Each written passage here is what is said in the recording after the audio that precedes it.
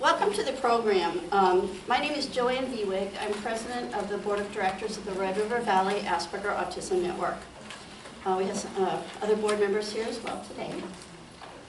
We are a nonprofit organization whose mission is to empower, support, educate about, and advocate for persons on the autism spectrum and their families. The format for today is a brief overview of the topic, followed by a question and answer session. We're privileged today to have on our panel adults with Asperger's syndrome, professionals, and the parent who was going to come wasn't able to come today. So I will ask the panelists to introduce themselves, please. Would you like to start, John? Sure. My name is John Fody. I am on the autistic spectrum disorder of Asperger's syndrome. I am the video editor here for us. I'm on the speakers board for Red River Valley Asperger's Network, and I also speak to various groups around the state as well. I am able to give you a perspective of from my mind, and I like to help people. And I'm Sylvia DeCraig, and I work with the Fargo Public Schools, and I go in and support teams that have students that have autism or Asperger's. I'm Jennifer Stroh. I'm the West Fargo District Autism Specialist, so I travel around between the same and Sylvia. And I'm Deb Dondino. I'm not a specialist. I'm the oldest person on the panel. And that means I've taught for a few years, and we have had the privilege of working with a lot of kids on the spectrum over the course of in elementary, junior, and senior high. Great. Okay. And you're I'm currently at Fargo South. Yeah. Okay. Let's start with, our topic today is getting ready to go back to school. Now you may think this is a little early to be talking about this, but there are a lot of things that we think about, particularly for our kids, to get them ready, because we know transitions can be difficult for all of us. The main concern here is planning ahead. I think it's a really good idea to team up with your school team and make sure that you're discussing things with them. If the teachers have any concerns that they think might make it difficult for your child for next year, or how they're going to succeed, be sure and talk with the teachers, and because we are a team. And if you feel like you're not really working as a team right now, make the effort to contact and get connected. Because my personal experience has been, yes, people do want to work together. We're all together in this. One thing I learned a long time ago is that I've been a teacher myself, so teachers become very adept at knowing how children with the particular age, let's say 9th graders, they know 9th graders very well. You know your child from birth to now very well, better than anybody. Where those 2 points intersect is where we can do our best work. And so it's important for us to listen to each other on both sides of it. So be sure you contact your school folks and see what works. It's also good to, if you can know, now you can't always know who the teacher's going to be this early, but getting acquainted with the building, the child's schedule, particularly if you're changing schools. But even if you're not changing schools, just knowing who, say, the 4th grade teachers are, where they're located in the building, who other school personnel are that support your child, and be sure you find out the orientation to school dates, because those are really helpful for our kiddos. This is something that a number of parents have said to us at Lunch and Learn that they've done that was really helpful. We did this as well for my grandson. Write a letter of introduction for the teacher. This is my child. These are the things he really likes.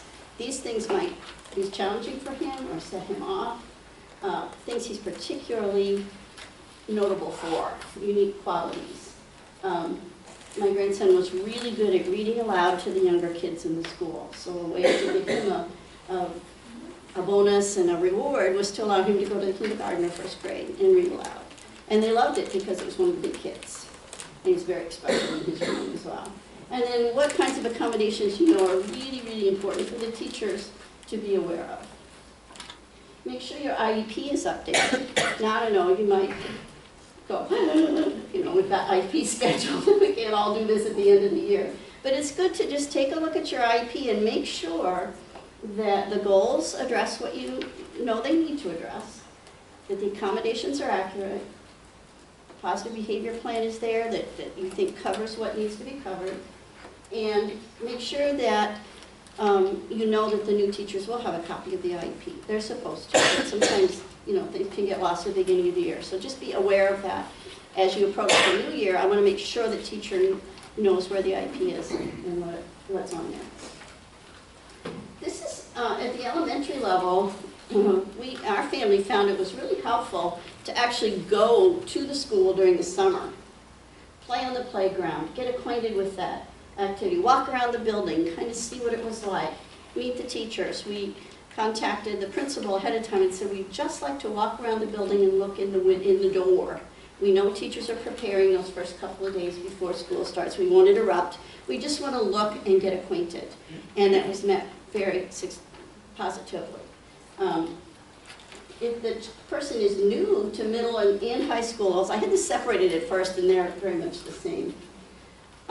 If there's any way possible to go to the new school during this current school year so the kids can see, your child can see what the building is like, that there are people there that might be a lot bigger than they're accustomed to, and walk around the building just to see what it feels like. Meet the case manager. Hopefully you'll know the case manager ahead of time. And if not, you can kind of press for that. You know, this is an important thing for us to know. And then talk with the case manager about the schedule to make sure it meets your child's needs. I know one of the things we were concerned about was that he had a break at certain times during the day because holding it together all morning long was a pretty big deal. So he now has a break kind of in the morning and then a little bit later in the day. Now, by break, I mean he goes to resource rooms, so that's a big help. Get the schedule early if you can, so if your child is one who likes to know way ahead of time, you can start talking about it. Meeting some of the teachers is important, and meeting the assigned teachers in particular. You may not be able to do that till right before the school year starts, but if your child is familiar already with a little bit of the building and the teachers, that often is really helpful. Be sure you go to school orientation. That's a really important thing for you and for your child. You might ask to get a separate orientation. I know Debbie did that with Colin, and it was really, really helpful to him. He wasn't overwhelmed by a lot of people. And he got to meet his teachers right before school started. Now, when you're working with your child on a transition, you know better than anybody else does. Do you have the kind of child who likes to know things way far ahead? Or do you have the kind of child who is 3 times, 4 times as anxious knowing too far ahead? Maybe you just need to talk to him about it like a couple of days ahead of time. I remember cautioning teachers when I was a school counselor in an elementary school. 5th grade was their last year, and then they went to middle school the next year, and they talked half the school year about getting ready for 6th grade. And that drove a lot of kids crazy, not just our kids with autism. And so, I would say, they're 5th graders for a whole school year. Let's let them be 5th graders. And you can know what you're getting ready for, and maybe at the end say, look what you've learned, you're ready to do this, and this. So, but you know your child better than anybody, so just kind of pay attention to that. At one point, we did talk with an elementary teacher about, could you maybe not talk about that as much, because he is getting really, really anxious and worried that he'll never make it.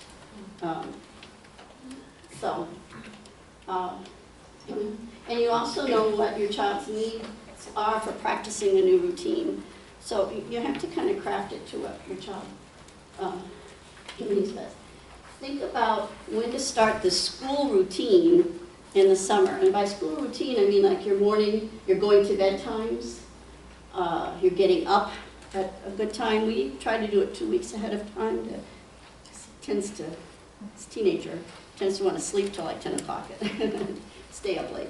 And so we have to kind of shift that. And we're going to try not to have that much disruption this summer, but keep it more like his regular school year time. It's hard because we do different things in the summer, but just being aware that it takes a while to get back into that routine, and so you might think about when you want to start working on that in the summer. And one thing that I think is also really helpful is get in the habit of doing things like having the landing spot at home where you always put your coat, you always put your backpack. You can continue that through the summer. Always put your shoes here, always do this. Those kind of routines that our kids thrive on and they like, but they often need lots of reminders. And then practice planning ahead to have supplies and materials ready for an activity. And by this I mean it's kind of the organizational trick that a lot of kids, they have trouble with. So if even in the summer you can, if you're going to go to the swimming pool, say, okay, what are we going to need? Let's make sure we've got everything. And that's the kind of thing that you, similar to what we do for getting ready for school. Do you have your backpack? Do you have your pencils? Do you have? So there's lots of things during the summer you can do that reinforce that kind of pattern for school. Writing things down to remember them on a list. A lot of times our kids think, oh, why do I have to do that? I don't like to write, but I think normalizing that, saying, you know, everybody needs a list. It helps me when I go to the grocery store, I have a list of what I need to remember because I can't remember all of that. So it's not a bad thing to have a list. And again, this bedtime and a wake-up schedule. These are contact information items about how to reach us.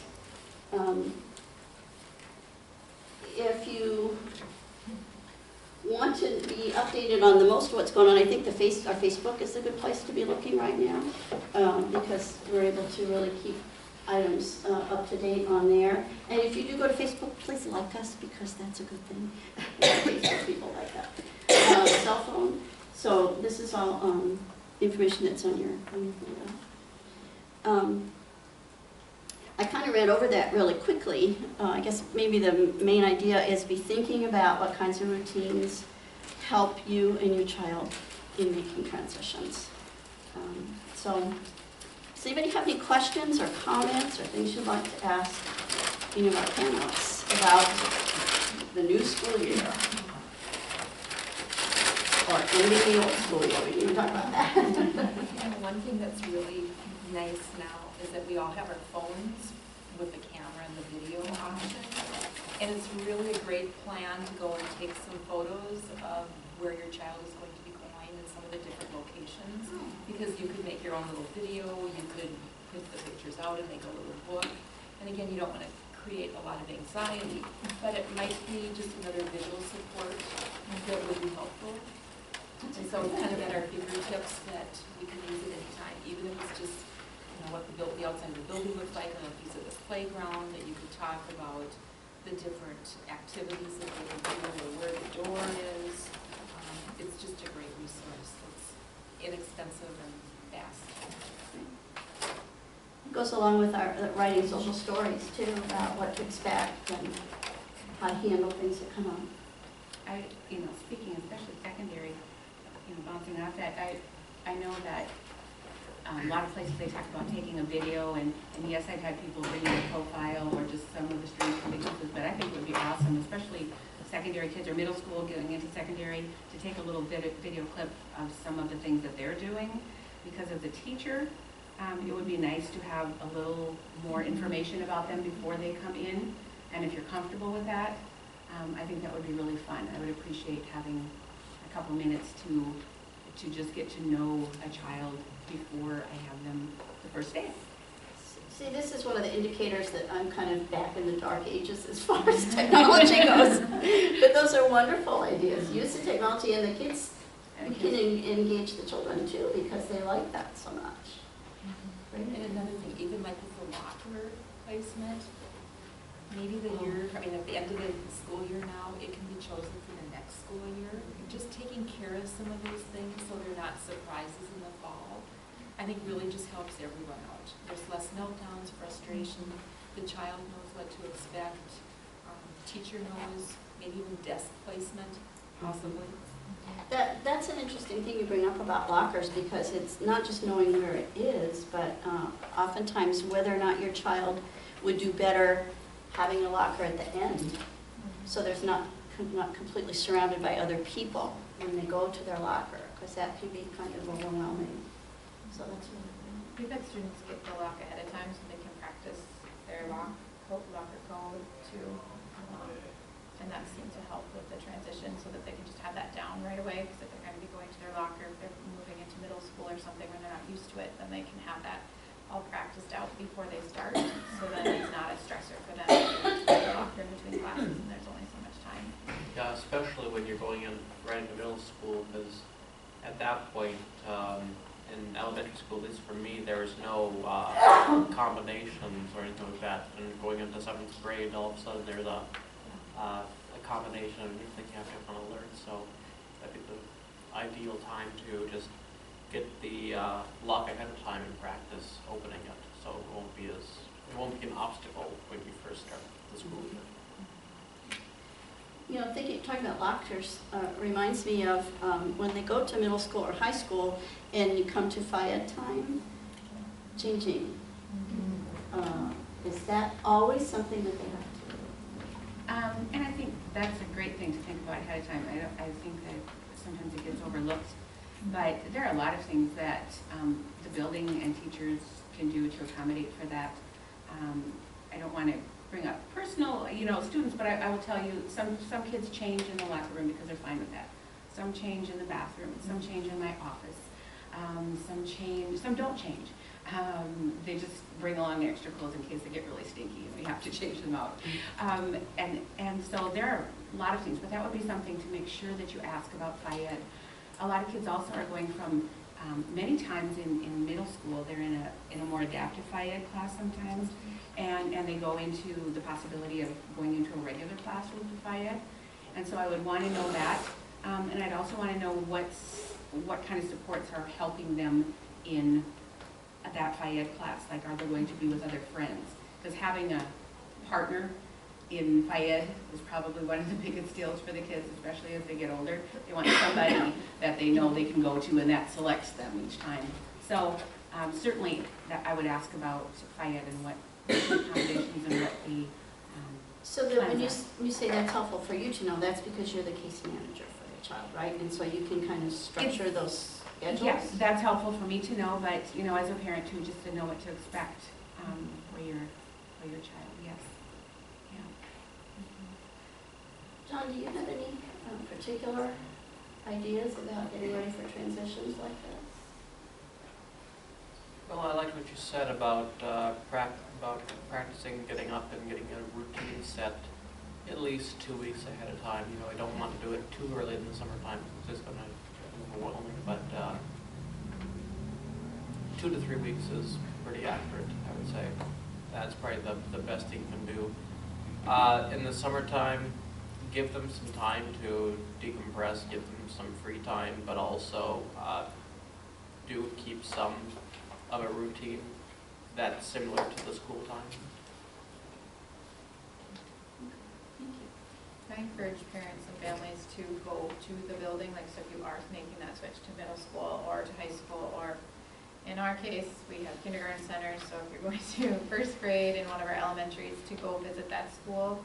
I typically set up tours for any kids I do know that are on the autism spectrum and are going to transition to a new building.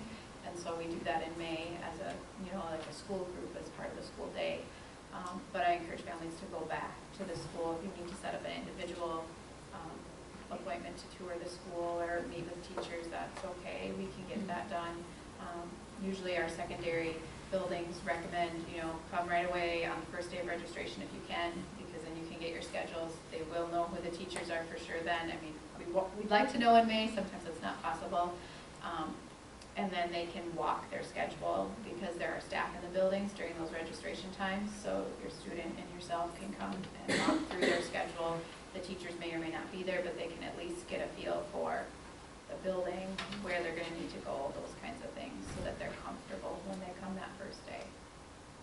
And as early as possible, try to meet the teachers. That's helpful for me to kind of know who I'm going to be working with, who I'll be having for a teacher.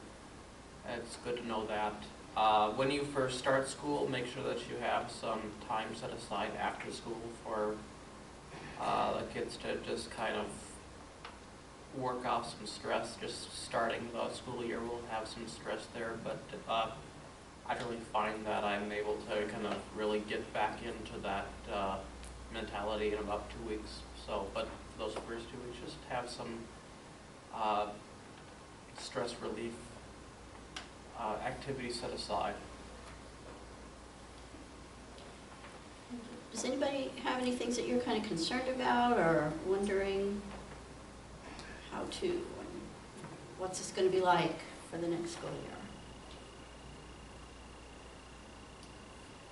I'm just gonna mention, oh, Is school in North Dakota gonna start after Labor Day now? Okay, it's gonna be before Labor Day again, like it always has been? Just came out in the paper the other day, August, I don't remember the date. Yeah, so that's kind of stayed the same. Mhm.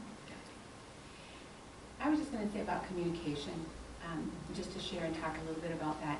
I think it's really important, even if you're going from 2nd to 3rd grade, or if you're going to the middle school, or if you're going to the high school, to, one of the first things to set up with that teacher is how they might want to communicate and how often they might think you should communicate, especially to start with, because I have, you know, there are some students that you might want to have 10 emails a day to start with. We have to kind of stay on top of everything. And sometimes it might be just one, it's at the end of the day is what you're looking for. And some people at work don't want to be bombarded if I keep emailing them, so I need to know that.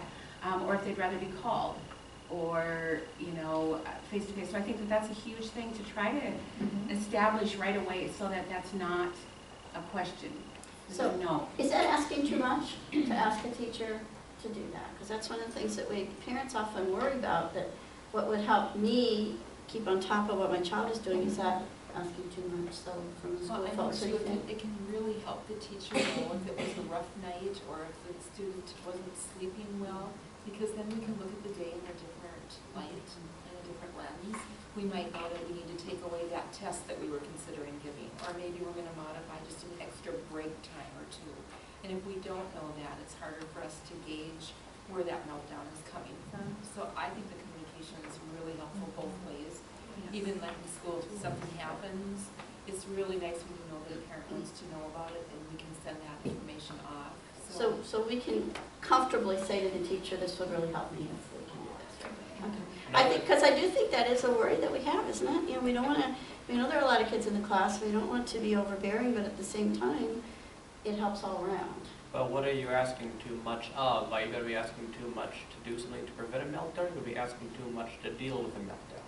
Oh, which is easier, right? Right. Let's avoid this if we can. You know, the other Very good insight, John. Sometimes the problem is when you're teaching, you don't always get a chance to look at all your messages. So you might have a few minutes at this time and a few minutes later in the day. So know that if you don't get a response back right away, it's not that the teacher isn't trying to answer, it just might be a time issue. And you can talk to your teacher about that. If you say, you know, email's the best for me, and then talk to them about when are you available for me to call, or, you know, when are the best times that you're going to be able to receive emails. You know, teachers kind of know their schedule and can kind of let you know, hey, I teach until this time. I'm not going to be on my email until, you know, noon or whatever it might be. So then you aren't waiting for a response, and they just haven't even read it. So all those things. Yes. She actually just made a really good point. She just said that when you hit junior high and high school, you have 6 teachers. And you have a lot of people who you need to be in communication with, and some people make good accommodations and some people aren't as flexible with accommodations. Do you have recommendations for, I mean, my son is not yet in junior high, but this is a real big concern of mine, is junior high, for how to coordinate and bring everyone kind of on the same page as much as can be done? Because that's hugely concerning for myself and for my son. I don't want to have a bunch of different teachers, so. Maybe having, you know, usually the case manager is the point person, as you're in that Yeah. role. Yeah. But they're usually your kind of your go-to. Not that you wouldn't communicate with the other teachers as well, but they're the ones who's going to be, you know, more able to check in with those teachers and make sure things are going well, and they'll know whether the accommodations are happening, like, hopefully. Not always, but, you know, hopefully they'll know whether they're being carried out in all of our different settings. And are all the schools in the area the same? Do they have a case manager at each, you know what I'm saying, like Fargo, West Fargo, Moorhead? Is it kind of the same setup? And do you have to have an IEP to be in with the case manager? You'll have to have an Yes. IEP to have a case manager. Unless there's a Yeah. 504 plan. Then you have like a counselor, do they usually do Right. that in Fire? The counselor would be the point person for a 504 plan. But right when, even before school starts, 2 weeks, 3 weeks before, if possible, just contact the case manager. And for me, I had my case manager set up the IEP meeting with all 6 teachers. And then they would meet with them, everybody would be on the same page on what the accommodations need to be, why they need to be in place, and do it, and that can really get you off on the right foot in the beginning of the school year. And then the case manager will be able to keep tabs on, are these being met? So when you have all the teachers in one room and you're discussing the IEP plan with you as the parents, sometimes the child, all the teachers and the case manager, you can really get a good start on the school year that way. And not all kids qualify for special education, so it could be possible that there isn't a case manager. But in that case, then I would find the one teacher that your child Yeah, or really people sees like, and connect people like with. us would be involved in, Yeah. to see how we You could check in support. and stuff, yeah. Yeah, so then you might make a request. Another advantage to meeting the teachers for your child is that we know that our kids do best when they have a personal relationship with the adults that they're working with. And so if they can get to know the adult and the adult can get to know them a little bit, it helps a lot. I know my grandson was talking about a teacher that he used to think he didn't like, and then they sat down and talked one day. Found out why this person decided to go into education and what was so good about being a teacher. And then he decided, that's a pretty cool person. You know, this isn't okay, you know. And so, and all it took was that little conversation. And knowing what the kids' interests are is really helpful too, because then you can talk to them through some of their interests. But I haven't ever met a teacher who doesn't want to know a little bit more about kids and what works best for them. You might catch them at a harried time, so you might want to try again if you don't get a good result the first time. But speaking as a teacher myself, we really take these little people as our charges for the day really seriously. And I think too, if there are any medical concerns that you want us to be aware of, that's really important to communicate. So we're aware of anything that could happen during the day and what's the plan. You might have to go plan in place. Yes, ma'am.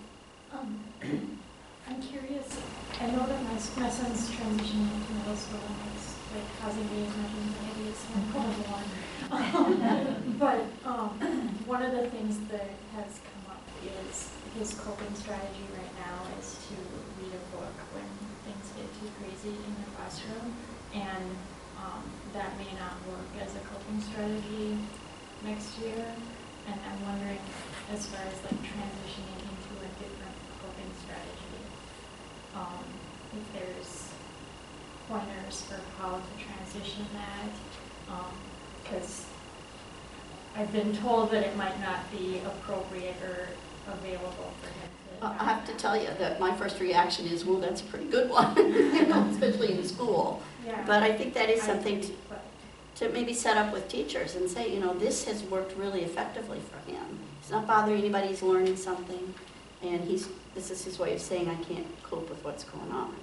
Another option would be to leave and go to a safe place, but maybe for him it's better to stay in the classroom. I don't know. And we've worked on that, like staying in the classroom as well as leaving the classroom.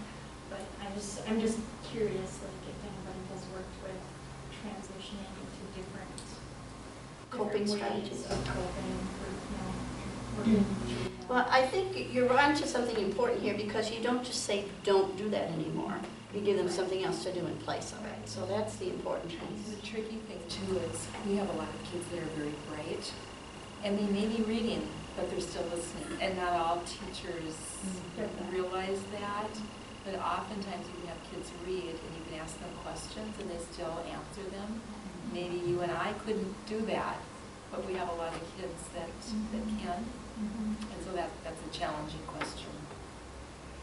It's, you know, and I think it would be a good conversation to have with the case manager, because of all the changes, if that one thing could stay the same for a while, that it be something that he's gradually moved into something that might be better in the classroom, or might be more appropriate at middle school, whatever, but to start with that and see how that might look, if it's possible to. Yeah, the one concern that I did, it was a conversation with the case manager for the next year, and she was concerned about what the other kids in the class would think of him being able to read time. So that was her concern. So I don't know. It's one of the things that we worked through. Well, if you can figure out what the school thinks would be a different coping strategy that they would think would be good, learn that ahead of time and just practice transitioning of that over the summer. Slowly moving from reading a book to the classroom to just kind of helping them slowly shift that perspective into a new coping strategy. You can do that over the summer when there's low stress. It's going to be a lot easier to make that change in the beginning of the school year. Because the familiar is important. Yeah. I mean, that's why I kind of liked what you said, if he could work it out to keep doing what he's already familiar with, unless you found a way to substitute. I found, as a teacher, now I had elementary and upper elementary kids that most of the time the other kids already knew that my guy needed something, this particular child needed something a little bit different, and they sort of understood it. And, you know, when somebody would ask me, now again, this isn't middle high school, but, well, how come he gets to read a book? I think the teacher could simply say, he needs this time away, it's okay. And then, you know, just something short and simple like that. The teacher can kind of set that scene that this is all right, it's okay. You know. Deb, you've run into that a lot with teachers. So what do you see works? I think most are very, you know, once they recognize that it's a plan that's evolving as skills are being developed and person is able to do more in the class, I think most teachers would recognize that it's something. And I agree with you as far as the other kids know. And kids tend to be much more accepting and understanding than I think we give them credit for. Yeah, and then adults a lot of times do. You know, my question too would be, if he wasn't reading, would we see a different behavior? Absolutely. And what would And that they've behavior? seen that the first half of the year when they didn't like it. And so. maybe that behavior is harder to deal with than the reading. I mean, that's again a question for the team of kind of choosing what direction to go. And is that something that can be put into the IEP, like those sorts of things? Yes. It's an accommodation. Yes, that's an accommodation that can be put into 9P. Yeah, my grandson's accommodation sheet is a lot longer than his goals. You know, this is what he needs in order to be successful in the day. And he is successful. Exactly. Because these things are all in place for him when he needs them. Right. And in response to that, this was recommended to me, and I don't know if this is right, but if you want to put something in your IEP to request a meeting now with the team that you have that understands why it's necessary to put it in now versus waiting until the child transitions into a new team of people who don't know him, and then asking them to put something like that in might be more of a fight. That's just advice. I don't know, Jen, did you give me that advice? I don't remember who gave me that advice. But yeah, if it's been working with the team he's currently with, they should be the ones probably to update that plan so that whatever they've been doing is listed and he can start his year off with the same accommodations that he's used to in his previous school. And that's what I would recommend for the smoothest transition. And it might not always be possible, but if you can, try to get the two teams to at least meet once. Right. Yeah, they might want to send a representative from their school building. You said middle school, right? So a representative to a meeting here in the end of the year to whatever elementary he's at right now, if possible. We try to do that. That can also work It's nice from for the receiving school too. that can work from one grade level to another at the elementary level as well. You know, say the fourth grade teacher Whether you're within knows to talk to the third grade now. What happened? Well, how did you handle this? Or what worked for him here? And teachers are willing to do that kind of thing. They want the best for the kids. So did that pretty much answer?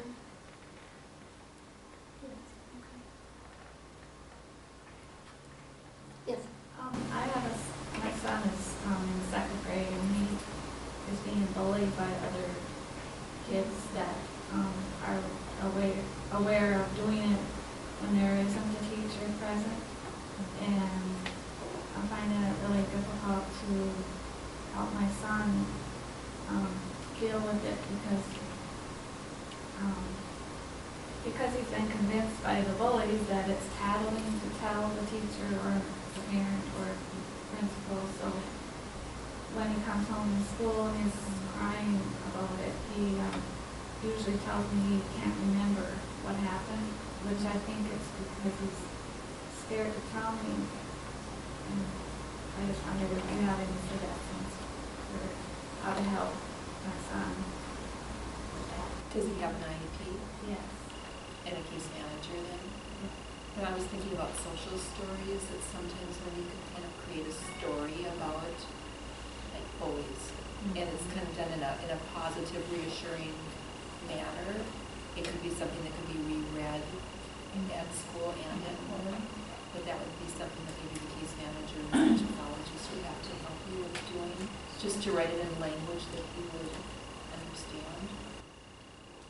I'm wondering if maybe you could kind of get the teacher as your ally about this, because what I discovered when I sent my kids off to school is they believed what the teacher said. Even though I told them the same thing, it was real now when the teacher says it. But maybe she could kind of help him to see, because tattling is a big deal that they, second, third grade. Kids don't like it. The teachers, often will say, just only tell me if it's really important. But I think if a social story could include the teacher too, that might be a way to kind of give it some more credence. Not that you're not important, I don't mean that, but I think use that recognition that the teacher, says, oh yeah, I do need to know about this, because that's not. I wonder if it's more unstructured time, like it could be in the hallway or in the That's gym. when it's happening in the classroom. Probably not in the And classroom. also, my son doesn't feel like he should, like, if it happens in a different setting, than where his teacher is, then he thinks, well, the teacher doesn't know that fully. So, in his mind, he thinks, well, I can tell my teacher because she would know him.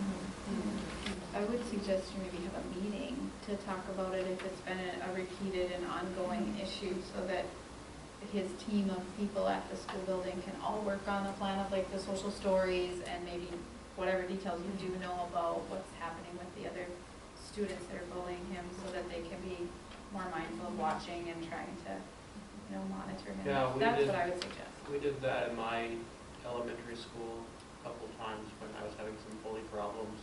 Just kind of brought the team of teachers and parents into the situation and just kind of worked on a plan and just discussing it. So that was helpful for me. But it's a difficult situation. I know.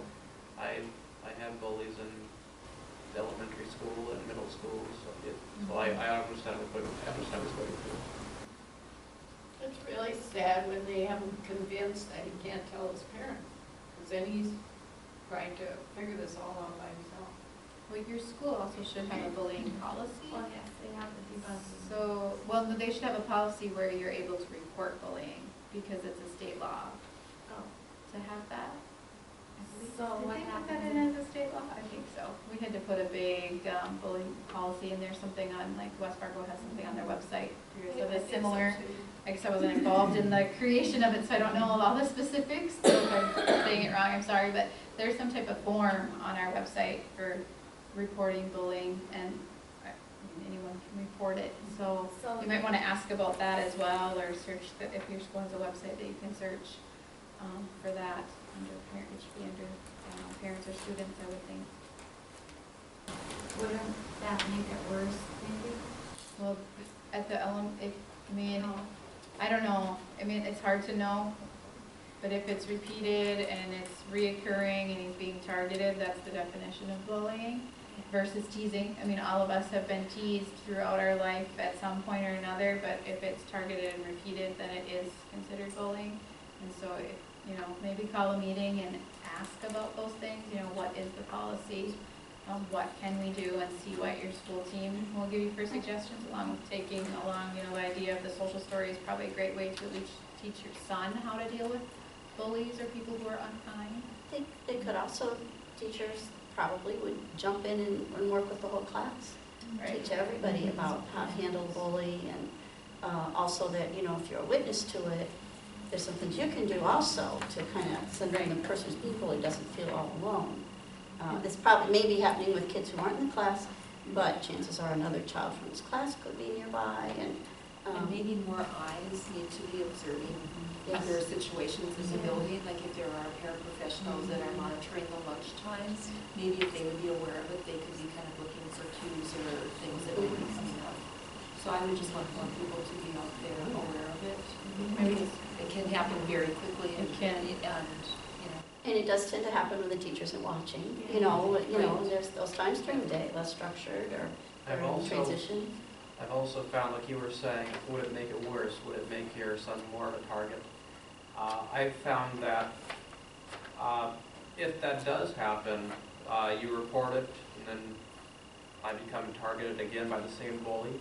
You report it again, and eventually the bully will kind of learn, I got to stop this because I'm keeping getting in trouble every time I retarget him. It's going to sink in eventually.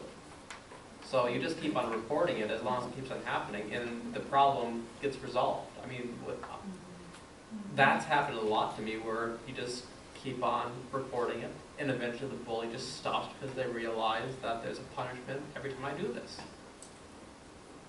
And I worry about the kids who are doing the bullying, because they need interventions just as much as the child who's being bullied. I worry about a child who thinks that it's okay to be mean or to be unkind or to show that.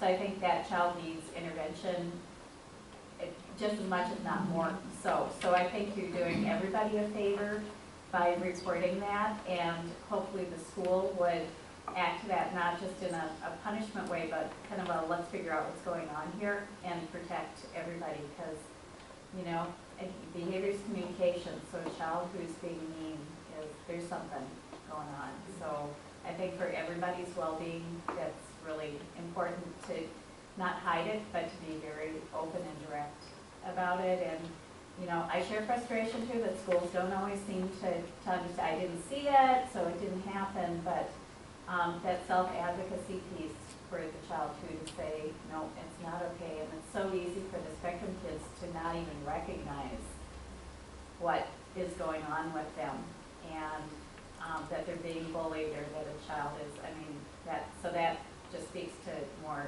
social thinking, curriculum, and teaching too. In one of my schools, we used to talk about if somebody does something that's going to hurt you, then that's not shadowing, that's getting help. But a lot of our little guys would say, well, he didn't really hit me, you know, tend to think real concretely, but hurt feelings also is a piece. So if your feelings are hurt, or they're threatening they're going to hurt you another way, that's something you have to tell, because that's not right. So. Any other questions, kind of a general nature? I was just going to say, I just had a bullying incident with my child that's not on the spectrum, and I took her to the principal because I was afraid that they were going to retaliate more. But the principal did a really good job of letting my daughter know what the conversation was going to be like with these kids, and talking through not retaliating and making it worse. And she hasn't had any problems since. I think there's been a lot of change in the school system since any of us have been the child who's been being bullied, and I think that we have our own baggage that we tend to bring in to those conversations without realizing it, and we kind of expect that it's going to go a certain way. But I think really the school systems seem to really have done a good job of that, and we've had really great experiences with the West Fargo school system with our son, and a couple things that have happened, and the teachers have consistently, and the staff consistently surprised me at how thoughtful they've been about it, and just been very aware of potential retaliation, so good job, I guess. Well, and it's also important, I think, that the children understand, the students know that the teachers will respond. They're going to do something, or the principal, they're going to react. I know we had an incident in middle school where Colin was being bullied by this kid, and they were watching him, but there was a time period where he had to go from this pod to that classroom, and he told the teacher, he's threatening me. And it was a new teacher who just was not aware, and she said, well, if I didn't see it, I can't do anything about it. So he told his team, one of his other teachers, and bingo, that was taken care of. And that teacher was, counseled, and this is a better way, this is how we handle this now. And, this is, so it worked. So neither the teacher nor the kid were mad at him, but. And I think some teachers would be like hawks following because they would not like to hear that. Well, They'd be very, very concerned to find out. They came up with a way, he had a parent escort on the student who just kind of watched, and it worked. So there's a lot of creative ways to deal with that, but it's hard to see your child go through that kind of thing and he's struggling with, how do I do this? How do I do this?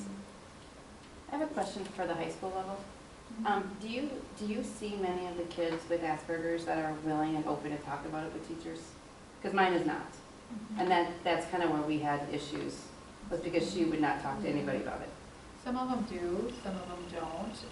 One of the things that our high school does, as probably lots of others do too, is we work on that advocacy skill, because if they're going to get a job or go to college after high school, they need to be able to talk about what they would need for accommodations. If you go to college, you have to be able to go in and tell the disability services what you're going to need for your classes if you need extended testing time, and you have to be able to say what your disability is and here's what I need assistance with.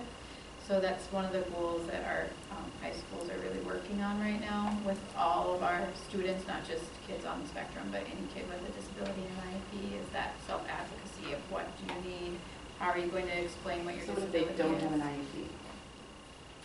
If they have a 504, or maybe you can talk to somebody about, are you doing anything like this with some of your students who are on an IEP or a 504? Some of ours have made like a little card, like here's the definition, and like just almost like when you would make a speech, here's like cues of what you're going to say, or even if she needs it written out completely. Okay, this is my disability, I'm on the autism spectrum, and this is what it is, whatever she's comfortable with as a definition of it, and this is how it affects me, and listing out a few of those things. It's a really good idea, just figuring out what definition your child is comfortable with using with it. Does she not really want people to know? She's done a very good job of being able to mimic her friends. Yeah, girls are really good at that. Yeah, so she comes home and will ask me, we'll play a conversation from the whole lunch half hour to know what exactly happened, because she laughed along with everybody else but had no idea what was funny. Okay.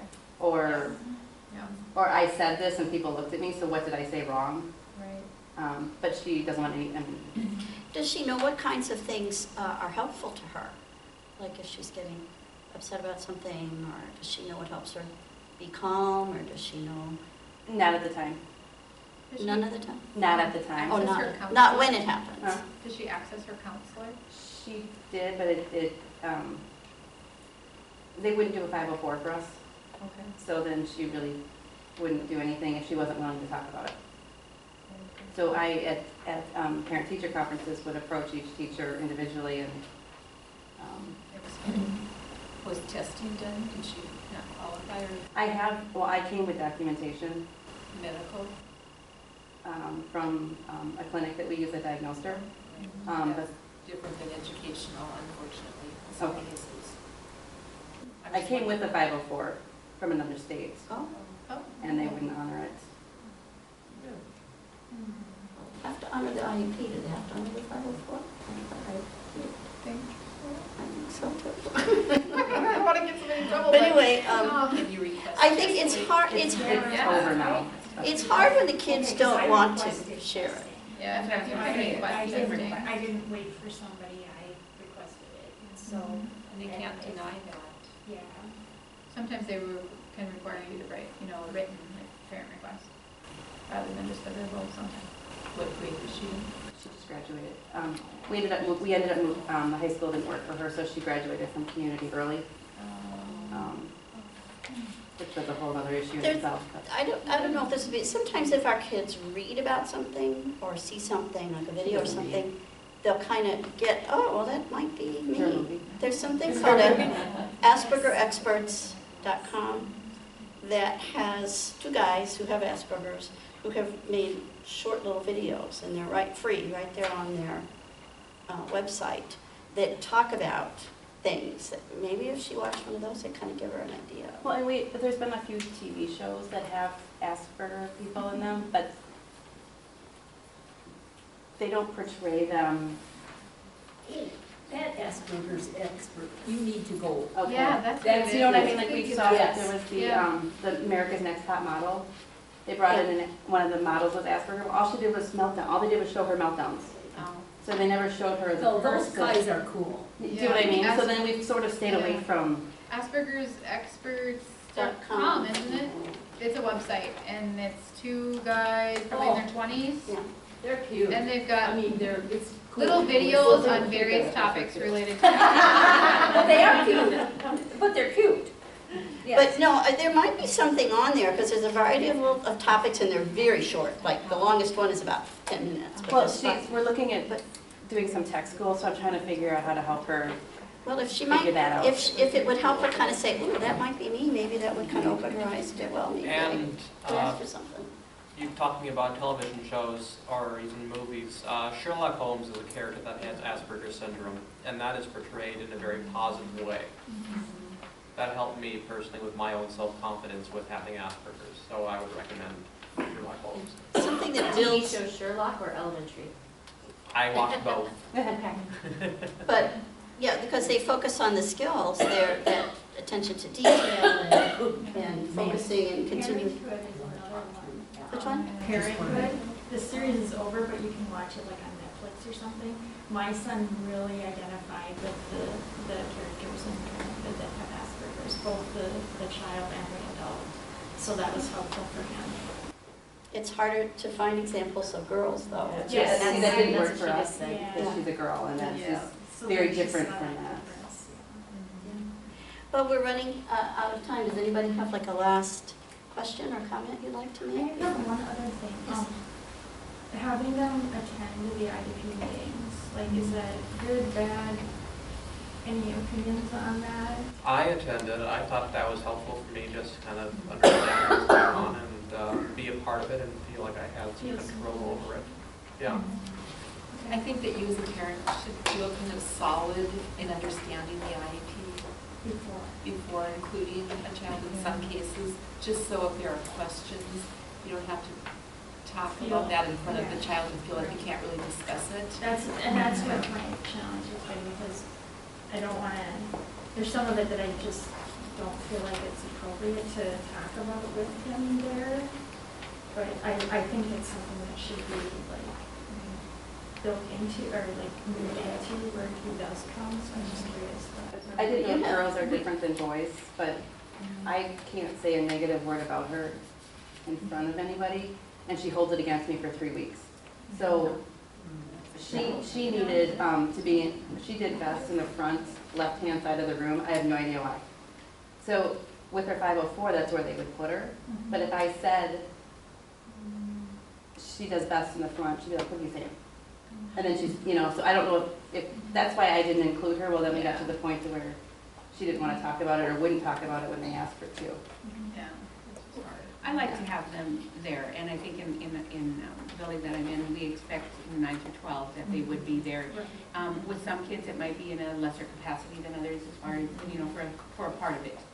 But we certainly hope that by the time they're juniors and seniors, they're running the meeting in many ways. They're in charge of what's happened. Yeah, so I think a gradual, but I would hope that by ninth grade, they're there. That's kind of our expectation, Yeah. is by high school, we want them to attend their IEP, and at some point in high school, our case managers are trying to have them be student leaders, and they have a PowerPoint and kind of go through some of the pieces of their IEP and lead the group. Okay, thank you everyone for coming today. Please take a minute to fill out our feedback form. And if you're interested in making a donation to the network, we have to do that. Thank you, panel, for coming.